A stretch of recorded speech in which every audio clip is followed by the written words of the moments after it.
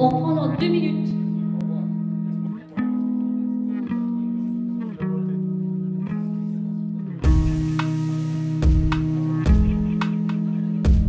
Aujourd'hui, c'est l'AG de la FEDAC qu'on fait à Bordeaux.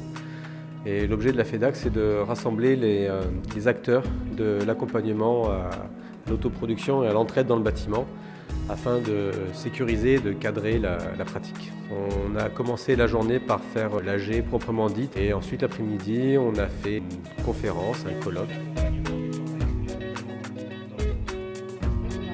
Je suis chargée de mission urbanisme patrimonial et développement durable à l'association Cité de Stars Remarquables de France. Nous avons souhaité effectivement participer à ce colloque puisque Cité de Stars Remarquables publie des études, organise des journées de formation, des journées thématiques et le thème de l'autoconstruction pourrait éventuellement faire partie de nos thématiques, de nos journées.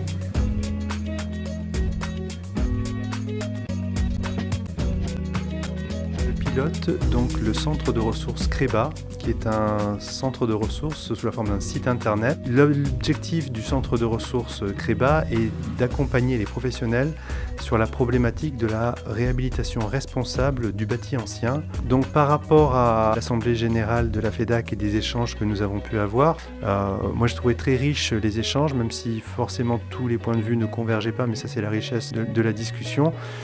Et ça nous ouvre des pistes, nous, au niveau de CREBA, pour voir comment accompagner ces acteurs-là, pour leur proposer des outils pour que cette démarche d'autoconstruction soit réellement prise en compte et puisse se développer. Donc moi je suis ravi d'avoir eu ces échanges, et pour voir un petit peu si des partenariats peuvent être noués entre la FEDAC et les partenaires CREBA. Pour le programme de rénovation énergétique de l'habitat de Bordeaux Métropole, ce qu'on a fait, c'est qu'on s'est doté de moyens humains et financiers pour mener à bien ce programme. Je suis venu en tant que représentant d'une SCI qui a pris cette forme-là. En fait, c'est une coopérative d'habitants qui s'établit en Sud-Gironde, à Uzès. Je suis ravi. C'était l'occasion parfaite pour discuter avec tous les gens de la FEDAC et voir ce qu'elle représente et ce qu'elle cherche à faire. Et c'est très intéressant, y compris pour un accompagné. C'est vraiment un travail nécessaire, je trouve, cette fédération et le but qu'elle a choisi. Effectivement, on s'est rendu compte qu'au fur et à mesure des expériences, il y avait besoin de structurer un petit peu la démarche d'accompagnateur. Et donc là, je vois aujourd'hui, ce qui était intéressant, c'était tout le retour d'expérience qu'il y avait chacun dans leur domaine de compétences.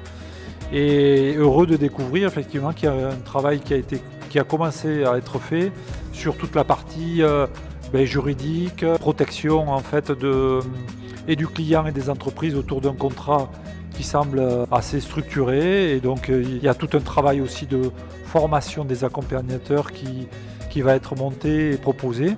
Donc longue vie à l'accompagnement pour l'habitat sain.